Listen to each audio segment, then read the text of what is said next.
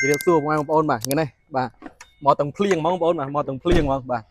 cái này miền dân play vô một chạy chung mong ôn từ nào bàประเภท Land មកពីខាងប៉ែអឺរ៉ុបបងប្អូនបាទប៉ែអឺរ៉ុបប្រភេទ Land Rover បងប្អូនបាទ Discovery បាទឆ្នាំផលិត2005បងប្អូនបាទប្រភេទម៉ាស៊ីនម៉ាសុតបាទចំណាយតិចស៊ីតិចបងប្អូនបាទប្រភេទ6ម៉ាស៊ីនណាបាទហើយបងប្អូនមើលរៀងបាទមើលរៀងជ្រុងស្អាតណាបាទហើយពណ៌ប្រផេះបងប្អូនបាទពណ៌នេះស្អាតណាបាទស្អាតអញ្ចឹងខែភ្លៀងហើយបងប្អូនបាទបងប្អូនណាដែលថារត់ទិញឡាតតបានទេតោះមកមើលមួយគ្រឿងនេះមួយខ្ញុំបាទប្រភេទខាងមុខគឺបាទបានបំពាក់គុជហើយបងប្អូនបាទនេះបងប្អូនបាទគុជហើយបាទជាគៀងធំបាទភ្លើងយប់ឡើងភ្លឺបាទយប់ឡើងភ្លឺស្រួលក្នុងការបំភ្លឺផ្លូវបងប្អូនបាទហើយផ្នែកខាងមុខនេះគឺយើងមានបាទអក្សរ Land Rover បាទអក្សរក្រុមហ៊ុន Land Rover បាទហើយប៉ុណ្ណាមុខអីគឺនៅស្អាត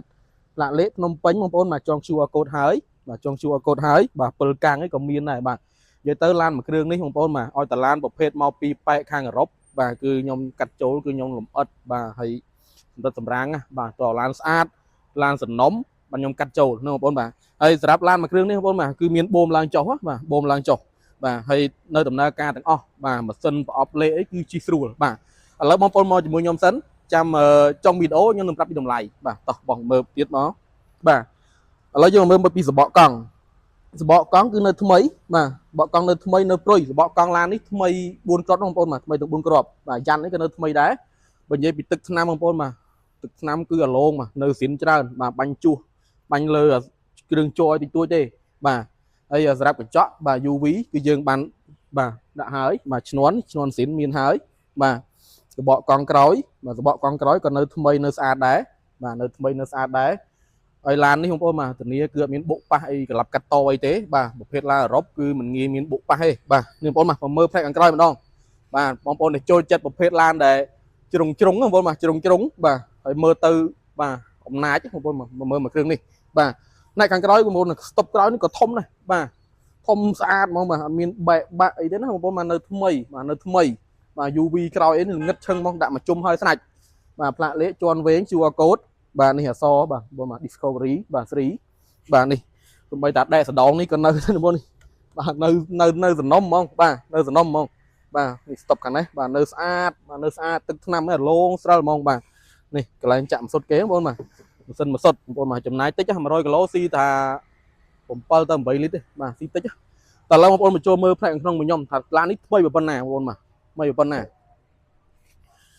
បាទបើនិយាយពីក្នុងវិញបងប្អូនបាទថ្មីណាស់ឡាននេះបងប្អូនបាទឆ្នាំ05ទេប៉ុន្តែបងប្អូនបាទឆ្នាំ010អីកុំបាទមុំអីបាច់មិននៅចិត្តទេបាទថ្មីបាទថ្មី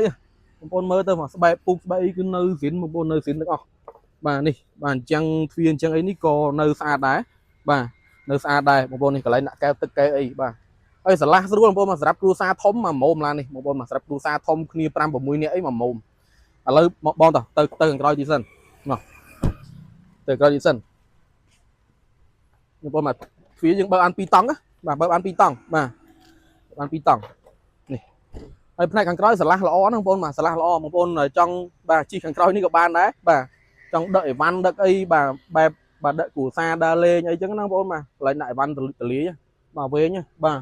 បត់កៅអីគេងក៏បានដែរបត់កៅអីគេងក៏បានដែរបាទឥឡូវតោះយើងមើលតទៀតបងប្អូនបាទនេះទ្វារបិទបាន2តង់ទៀតបាទអីមកបងប្អូនបាទខែភ្លៀងនេះពងភ្លៀងមកញ៉ាំទាំងភ្លៀងមកណាចឹងបងប្អូនចាប់អារម្មណ៍វឺតបងប្អូនបាទវឺតតោះមកមើលតទៀតផ្នែកខាងមុខបាទមកបងប្អូននេះបាទមើលអញ្ចឹងទ្វារមើលស្បែកគេនេះបាទនៅស្អាតហ្នឹងបងប្អូនបាទនៅស្អាតឆ្នាំ05មែនតែស្អាតណាបាទស្អាតណាស់មើលក្នុងបងប្អូនបាទមើលគ្រឿងឈើគ្រឿងជ័រគេនេះបាទ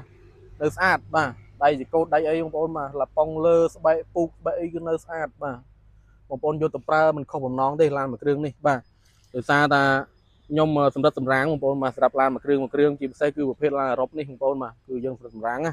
បាទយកតែឡានស្អាតមកទេបាទនេះបងប្អូនមកទឹកថ្នាំទឹកអីគឺនៅស្អាតបាទមកជុំឡានហ្មងបាទសម្រាប់ឯកសារបងប្អូនមកជាពន្ធផ្លូវអីគឺរួចរាល់បាទឯកសារគ្រប់ត្រឹមត្រូវស្របច្បាប់ណាបងប្អូនបាទនេះសបកកង់ខាងមុខអីក៏ថ្មីដែរសបកកង់ថ្មី4គ្រាប់បាទអញ្ចឹងសម្រាប់បងប្អូនដែលចាប់អារម្មណ៍មកគ្រឿងនេះបាទវឺតណាបងប្អូនបាទចិត្តគេយកបាត់តម្លៃបងប្អូនបាទតម្លៃមហាពិសេសហ្មងតម្លៃក្រម10000ទេណាបាទតម្លៃក្រម10000នេះបាទកាលមុនតម្លៃអាច10000ជាងបងប្អូនបាទកាលមុនណាមកប្រហែលជាមួយឆ្នាំមុននេះតម្លៃខ្ពស់ជាងហ្នឹងតែឥឡូវនេះតម្លៃធ្លាក់មកហើយបងប្អូនបាទ នៅត្រឹមតែ9,900ទេបាទ9,900បងប្អូនបាទតម្លៃនឹងនៅចរចាបានទៀតណាបាទឲ្យតែត្រូវថ្លៃលក់ភ្លាមហ្មងអ្នកលក់នេះអត់ចេះកំណាញ់ទេអត់ចេះទៀមទាថាតើចំណេញច្រើនមិនយកទេតែចំណេញតិចតួចក៏យកដែរបាទឲ្យតែបងប្អូនថាស្រឡាញ់បាទពេញចិត្តអញ្ចឹងណាបងប្អូនបាទអញ្ចឹងមានតែប៉ុណ្្នឹងទេបងប្អូនបាទជួបគ្នាវីដេអូក្រោយទៀតបងប្អូនបាទអរគុណ